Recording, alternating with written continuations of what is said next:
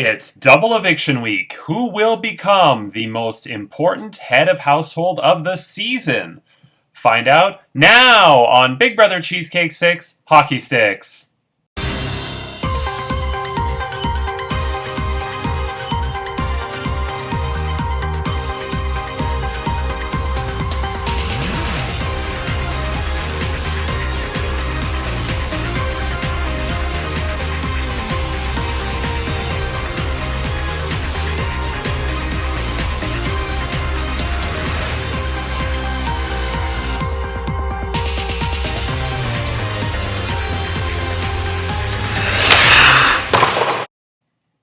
Hello, I'm Andrew Shevzik Moonves. Welcome to Big Brother Cheesecake 6 Hockey Sticks. It's day 72 inside the Big Brother Cheesecake 6 house. And speaking of 6, we are down to the final 6. But this week is a double eviction week. Who will become the head of household? We'll find out shortly. But first, Andrew, you did an excellent job yesterday on Extra Whip. Thank you for coming on. The house guests liked it very much. The jurors were a little bit split. Jonah goes, very classy, although I didn't watch all of it. Or any of it. Not enough tea to keep me up. Needs a little more caffeine. Okay, so I also wanted to say, Zach asked me to pull or to remove the Extra Whip where he was a little bit drunk off of YouTube in case one of his employers happens to see it. Honey, only Marcin and Curtis are watching this, okay? When it says 30 views, that's Marcin, Curtis, and then my mother clicks refresh 28 times because she doesn't know how to use an iPad. So you have nothing to worry about. But I will turn up the privacy to private or unlisted or whatever once the season is done so you can feel better. But relax. Your position at the Indianapolis Health Center for Neurological Sciences and COVID Awareness or whatever, it's safe. Okay. Next, I think everybody really wants to know who the new head of household is going to be. So, the competition, and the house was very quiet today because the competition went on for 21 and a half hours, which is very impressive. Not as good, of course, as Brazil from All-Stars at 30 hours and 30 minutes, a record that will not be beaten. I'm actually going to very quickly, if I get the chance, open up, where is it? I want to see how 21 and a half hours compares. It's the fourth highest. So season 5 was 30, season 3 25, season 1 24, season 2 18, and season 4 17. So yeah, pretty good. 21 and a half. We'll round up. 22. Congrats. Okay. Yeah. So the house guests didn't talk a lot today because they were very tired. I get it. But it will become very interesting once we have veto results. But for now, let's get to the head of household competition. So it was Big Brother Clockwork. The house guests had to type in clockwork or a code that I specified every hour on the hour for up to 24 hours. After 8 hours, it was reduced to 30-minute intervals, and after 16 hours, it was reduced to 15-minute intervals. So, the first code was clockwork with ERK at the end. Nobody got tripped up by that. Then I changed the O to a capital E. Or no, it was all caps and the E was lowercase. So, clockwork. And at 3 p.m., after 5 hours, Hearn and Karen typed work ORK at the end instead of ERK. So they were eliminated. So we're down to 4. We're down to Brooke, Steven, Corey, and Rhonda.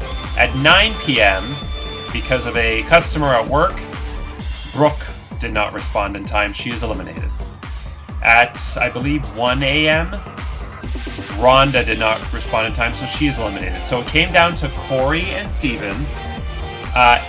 We were down to 15-minute intervals where they had to type clockwork 1, then clockwork 2, then clockwork 3, and so on. At 7:30 a.m., I came in and I surprised them by saying, type every letter that appears twice in lowercase and every letter that appears once in uppercase. So the C, the O, and the K are in clockwork 2 times, so those are lowercase. The L, W, and R appear once.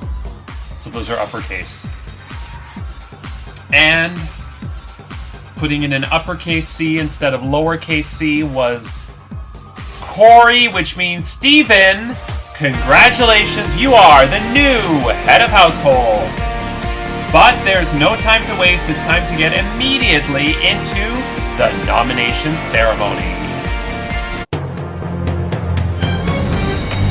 Hey everyone, it's me, Steven, your favorite buddy. What I miss? Pucker up and give Steven a kiss. Well, we made it to Final 6, and now it's a double eviction week, and it is my duty as head of household to nominate 4 of my fellow house guests for eviction. The one person who is safe will be safe for the week and join me in the final 4 because there is no replacement nominee in a double eviction week, as we are playing for Topaz Power Veto. When I reveal that name, that person is safe. The other 4 will be the nominees. Karen, you are safe. This means I have nominated Brooke, Corey, Hearn, and Rhonda for eviction. So the reason why I kept Karen off the chopping block once again is, not sure if you guys know this, I have a secret. Come here, I'll tell you. Come here. Come closer. Come closer. Come closer. Come closer. Come closer. Karen and I have been in a final 2 since week 1.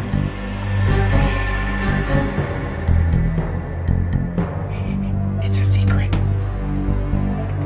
So I had no choice. But it's all good, right? We're gonna go surfing with Xander from Survivor, because he's a cool surfboard guy, and Nick from season 4, and Jeffrey from season 1. All the cool surfboard guys. We're gonna have a big orgy. Anyway, this nomination ceremony is adjourned.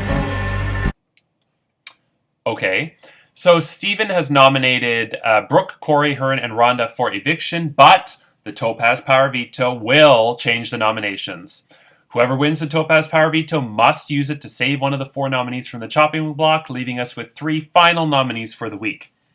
Fun fact, the Topaz Power Veto, introduced in Season 3, has always been won by a nominee. So that's good chances for the 4 nominees. It was won by Julian in Season 3, who saved himself. It was won by CJ in Season 4. It was thrown to her, and then the entire second half of the season went amok. And then it was won by Rhonda in Season 5. Rhonda also holds a record. I don't know why when I'm filming, Microsoft Word decides to just want to shit itself and close. Every single time when I'm filming. It never happens otherwise. Okay, where was I? Rhonda holds a record in Season 5 for being the house guest with the most number of special vetoes in a season. She had Pooh Brown, Topaz, and Emerald. And if Brooke wins the Topaz Power Veto, she will tie that, and she will have 3 special vetoes: Diamond, Sapphire, and Topaz. So we'll see if that works out. Also, Brooke is the only house guest this season to successfully use one of these special power vetoes. She successfully used the Sapphire Power Veto on herself. Emerald, Steven, he used it, but it didn't work. Andrew, Amethyst, he used it, but it didn't work. Amethyst took the Ruby Veto home with her. Brooke never got a chance to upgrade the Golden Veto to a Diamond Veto, so she's going to take the Diamond Veto home with her. And Kaylee didn't technically use the Pooh Brown Power Veto because she was evicted before it, so we'll never know if she could have survived it or not. But yeah, the special vetoes, like, while they are all powerful and they are all things that are advantageous, they don't guarantee your safety. They're just tools you can use to potentially advance your game. So, yeah, the Golden Power Veto is really the only one that absolutely guarantees that you're staying in that week. Right? Yeah. Okay. So now let's get to the Topaz Power Veto competition. All 6 of you, since we're down to 6 house guests, will compete. Will take place tonight at 9 p.m. Eastern Standard Time on Facebook Messenger. And it is a competition that I love. I have it every season, more or less. It is called Big Brother, King of the Castle. And here's how it works. This is a competition based on chess.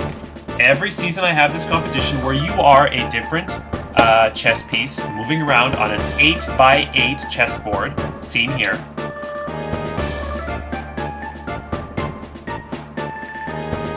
And the object is simple. In this season, you will be playing as a castle, king of the castle.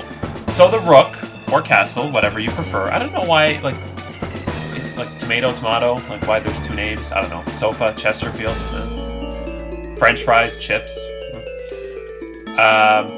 Swiss Chalet, by the way, cut the music. You know I'm really pissed off with Swiss Chalet. These motherfuckers had the best fries for 32 years that I've been alive. And the fries suck now. And you want to know why it sucks? Swiss Chalet wants to be all environmentally friendly and biodegradable and blah, blah, blah. So they changed. Emad, are you watching? Because Emad, I'm going to tag him in this episode. Emad Zaradine, who was in season 3, his wife works at Swiss Chalet, and he always brings in Swiss Chalet to work. And his voice was somebody who was just obsessed with Swiss Chalet. Oh, chalet sauce. Oh, so good. I'm Emad. Oh. The best is when he got pulled over by the police officer once on the bus, and the cop goes, I'm gonna call your supervisor. He goes, no. My wife works at Swiss Chalet. I'll get you hooked up. Fucking died. Where was I? Yeah. So now Swiss Chalet has these boxes, these paper boxes to be environmentally friendly. But the problem is, these boxes suck in all the grease from the fries. So by the time you get home from Swiss Chalet, because everybody gets takeout, only 82-year-old white women eat at Swiss Chalet. By the time you get home, and Rhonda's a Swiss Chalet connoisseur. By the time you get home, the box has sucked in all of the grease and the oil, so the fries are like plain and dry. Whereas before you had those black plastic containers that were like, there was almost like the Swanson big skillety things, and the grease wouldn't go away. It would stick, they would pool together, and you would have the lid on the plastic container, so it kind of got, like the moisture would, what's the word? Not evaporate, but the moisture would circulate through the container. So it's Hearn, you're not missing anything being across the pond, and you Americans watching, you're not missing anything. Swiss Chalet is crap. Now, we have nothing left. We have nothing good in Canada left. Tim Hortons sucks now. Swiss Chalet sucks now. Bring on Cadbury Cream Egg McFlurry season at McDonald's so that I can go. Burger King actually has dill pickle chicken nuggets. I haven't been to a Burger King in 25 years. But you know what? Maybe for one of the weekend episodes, I will go. Where's the nearest Burger King to me? Oh, across the street. Maybe I should go get the dill pickle chicken nuggets and try them on an episode. That, to me, that's a very... when can I do it? I'm going to try one day. Maybe Joanne can incorporate it into a recipe where she puts a dill pickle chicken nugget in between two pieces of dill pickle. Like when Kevin on The Office goes, he wrapped himself up in a blanket in bed, in Jim's bed, and goes, I wanted to see what it was like to eat a pig in a blanket. In a blanket. Anyway... last piece of sidetrack before I actually get back to the competition. I watch Fox News every now and then, well, every day, because it's so funny, because they're so deranged. And literally, I kid you not, I erased it now, but I could get it on YouTube if you want. The 5 at 5, this outrageously conservative moron, starts with, and I quote, are you ready for this? Breaking news. The Joe Biden White House has just figured out that crime is bad.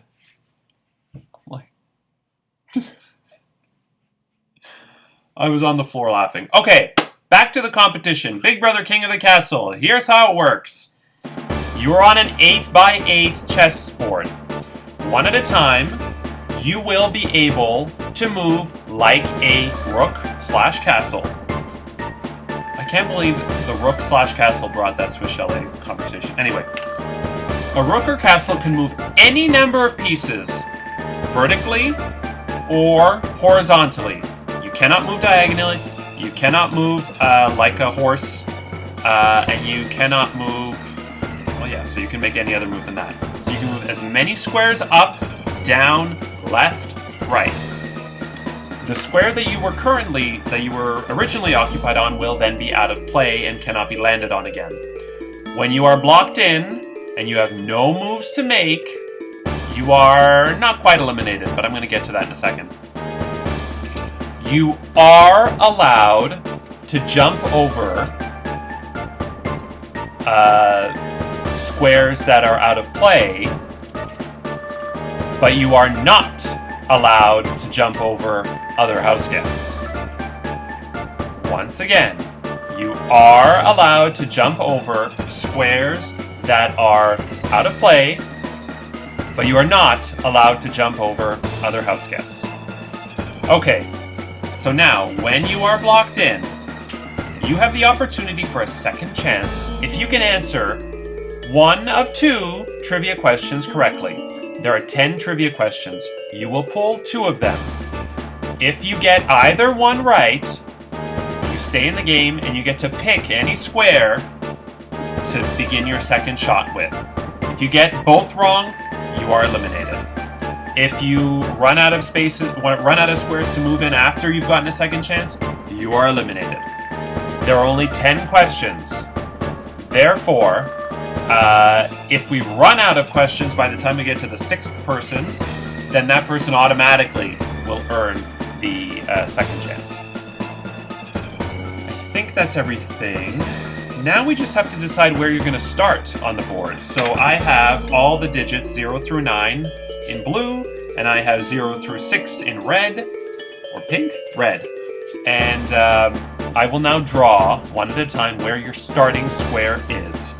Once I draw a number, that number is out of play, therefore it'll space out where you are on the board. Okay, is everybody ready? Here is the castle draw.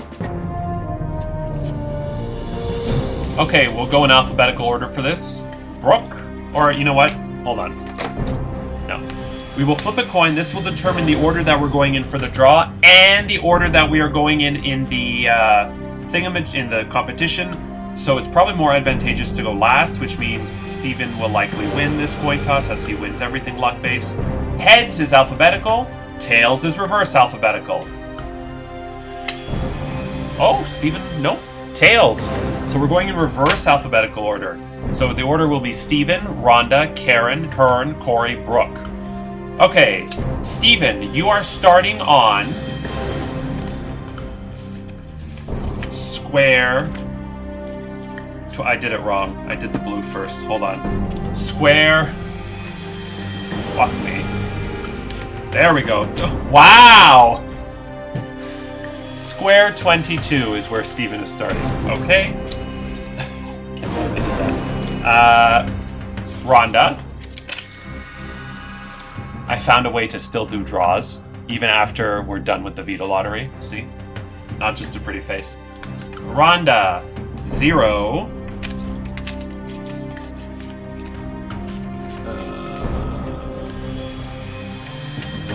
Oh, interesting. Rhonda starting on square 1. Number 1.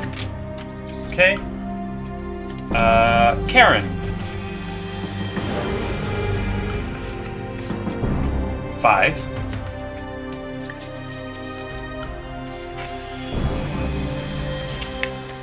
Wow. Karen starts on 55. Next up is Hearn. Hearn, you will start... There's 4. See, I could have cut 64 pieces of paper, but do I look like I have that much time? Well, I do, but... 4 and a 3. So Hearn starts on 43. Corey.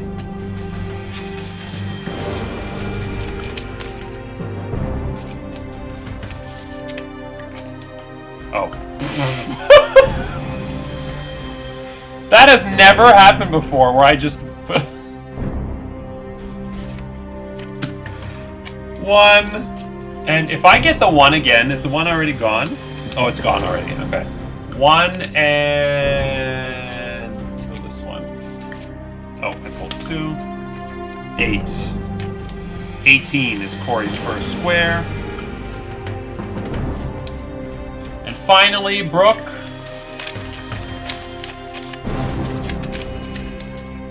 6. The highest we can go to is 64, so I'll take the 6 out, I'll take the 9 out, I'll take the 7 out. Okay, so it's 0. So Brooke starts on square 60. So, I'll set it up. We have Steven on 22, Rhonda on 1, Karen on 55, Hearn on 43, Corey on 18, and Brooke on 60. Here is the board. We are going in reverse alphabetical order. Okay, with that said, who will win the Topaz Power of Veto? Find out tomorrow. And Saturday, they must use it to save one of the 4 nominees from the chopping block. And Sunday is the next live double eviction, where not 1 but 2 house guests will be evicted from the Big Brother Cheesecake 6 house. Be eliminated from the Stanley Cup playoffs in the, we'll call this the second round, I guess, yeah, and will lose their shot at the $600 cash prize. But they will join Kately, Jonah, and Andrew in the jury house. And we will learn the identities of the final 4. I'm Andrew Shevsik-Moonves. Take care, and remember, why is a puck called a puck? Because Dirty Little Bastard was taken. Good night.